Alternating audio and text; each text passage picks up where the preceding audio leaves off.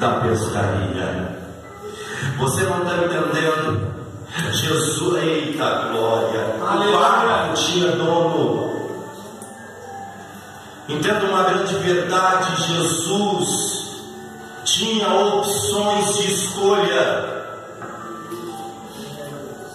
Por que, pastor? Porque a Bíblia diz que havia 2 barcos.